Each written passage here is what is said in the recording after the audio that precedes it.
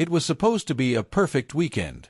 The sun was out, the air was warm, and my friends and family had all come over to my place to enjoy the lake. We brought out the kayaks, some fishing poles, and even fired up the grill near the shoreline. Everyone was laughing, kids were splashing in the water, and for a moment, it felt like life couldn't get any better.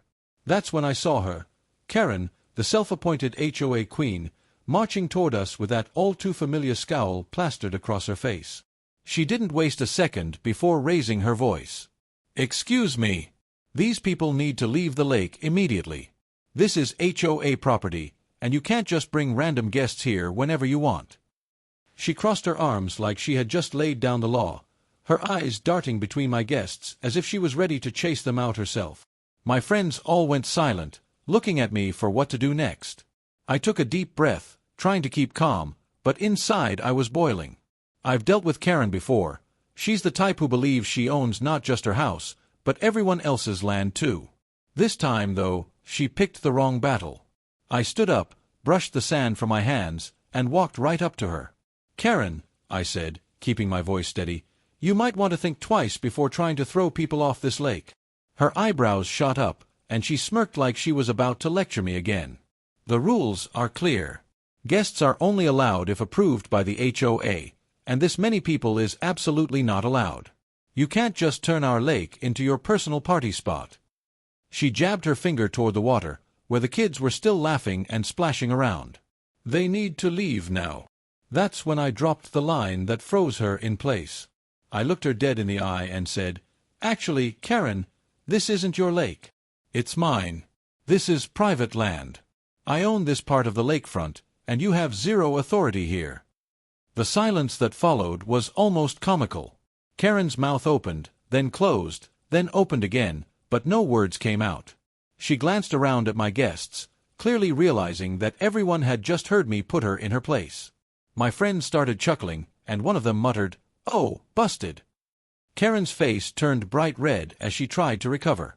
That's impossible. The HOA controls this whole area. You can't just own a piece of the lake."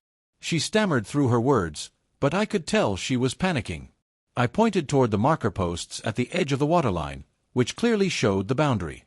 "See those? That's the property line. Everything on this side belongs to me.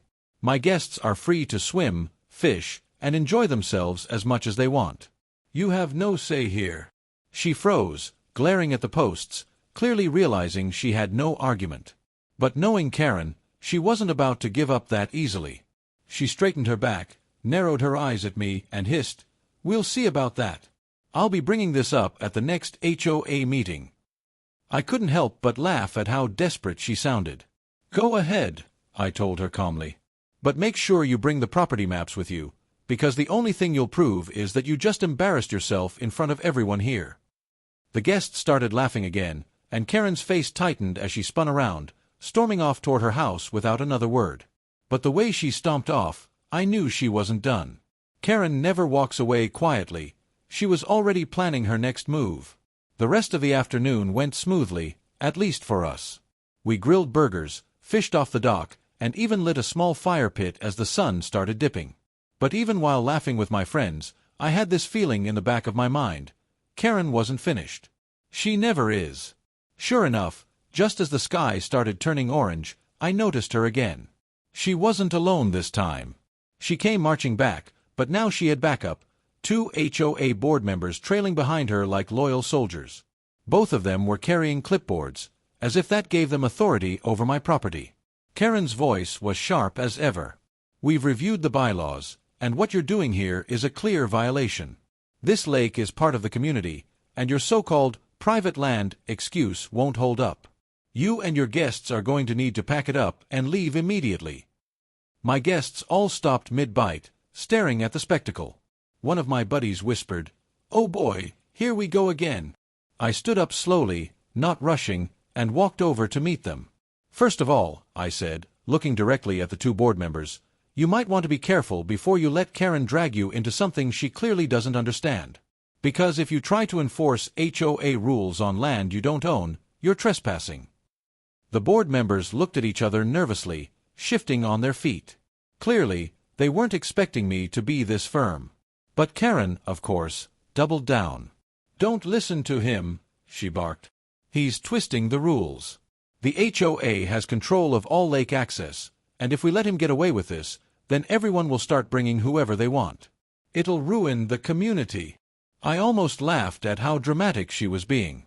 Instead, I walked a few feet over to my shed, pulled out a rolled-up document, and came back. I unrolled it right in front of them.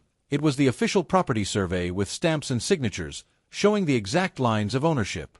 "Here," I said firmly, pointing to the map. "This is my property. From that oak tree down to the dock, it's mine. The HOA has no jurisdiction. You can't tell me who can or can't swim here, and if you keep harassing me or my guests, I'll have no problem calling the sheriff and filing a harassment report." The two board members leaned in to look, and I could see the realization sink in.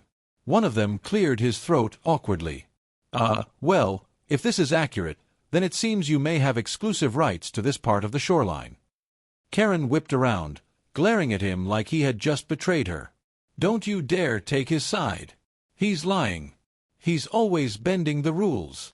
Her voice cracked, and for the first time, she actually looked shaken. I crossed my arms, letting the silence linger. My guests were now watching like it was prime-time entertainment, some even grinning ear to ear. Finally, one of the board members sighed and said, "Look, Karen, if the survey is correct, then this isn't an HOA matter. We can't enforce anything here." Karen's face went pale. She tried to argue again, but her words came out jumbled, and before she could finish, one of my guests called out from the dock, "Hey Karen, want a burger? You look hungry." Laughter erupted, and Karen's face turned bright red. She spun on her heel and stormed off yet again, but the way she stomped harder this time told me she was even more determined to come back with something bigger. I knew she wouldn't stop here. Karen never accepts defeat. What I didn't expect was how far she'd actually go next. 2 days passed without a peep from Karen, which honestly felt suspicious. Karen not causing trouble was like a dog not barking at the mailman. It just didn't happen. Sure enough, on the 3rd day, I heard tires crunching on gravel and looked outside to see a county sheriff's SUV parked near my driveway. And who do I spot standing proudly next to it? Karen, arms crossed, smirking like she'd finally won.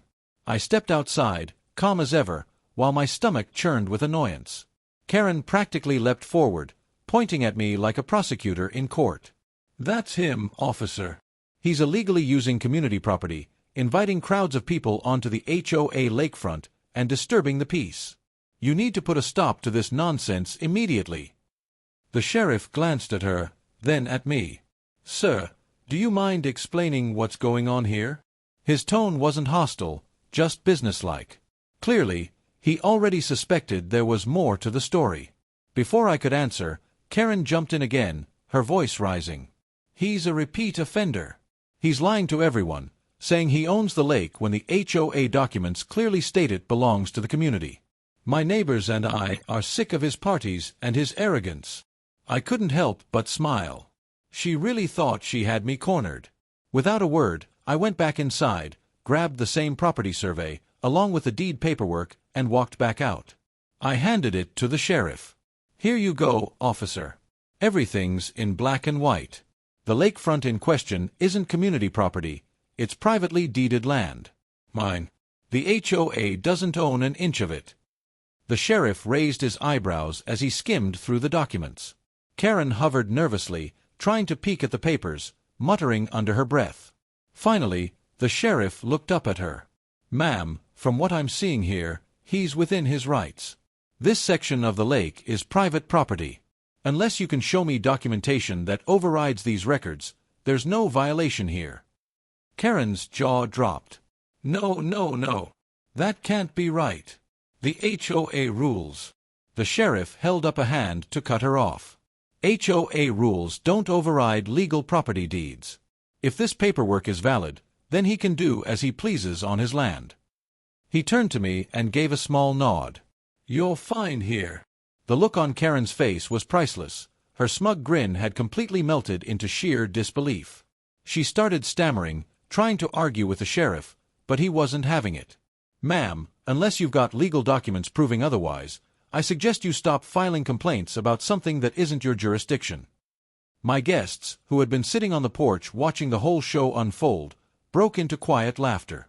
One of them whispered just loud enough, "She called the cops, and still lost." Karen's face flushed crimson, and for a moment, I thought she was going to explode right there. Instead, she huffed, spun around, and stomped back toward her house without another word.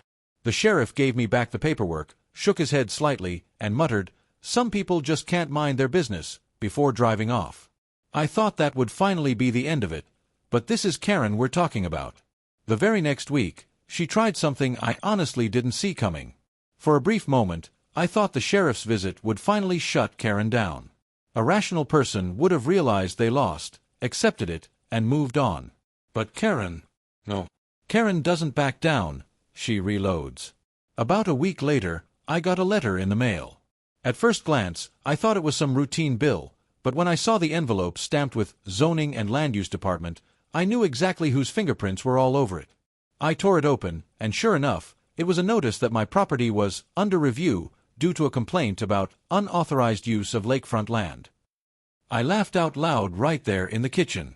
Karen had actually gone to the county zoning office to try and kick me off my own property. My guests that weekend got a kick out of it too when I showed them the letter. "She's really going for the nuclear option, huh?" one of them said between bites of steak. A week later, a county inspector showed up.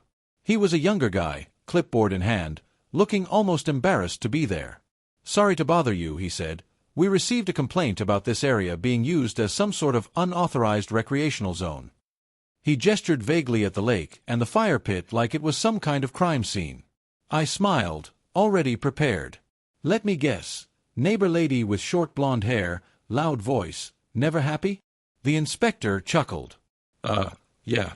You nailed it." I pulled out the same deed and property survey I'd shown the sheriff. I'd even highlighted the relevant sections this time for dramatic effect. "Here you go. Everything's legal. This is private shoreline. I can fish, swim, grill, or throw a barbecue with 50 people if I want, and there's nothing the HOA or Karen can do about it." He scanned the documents, nodded, and then shook his head like he'd wasted his morning. "Yeah, this checks out. Honestly, I've seen this before. HOA disputes spill over, and people call us just to stir trouble. I'll close the case." As he turned to leave, he added with a grin, "For what it's worth, you might be the third guy this month she's tried to report. You're just the first one who actually knows his rights." That little nugget made my day. It wasn't just me. Karen was terrorizing the entire neighborhood. When the inspector left, I thought Karen might finally realize she was out of ammo. But that night, as I was taking out the trash, I saw her on her porch, phone pressed to her ear, pacing back and forth with that wild, determined look on her face. And that's when it hit me. If the HOA, the sheriff, and even the county couldn't shut me down, Karen was about to try something even bigger. Something personal.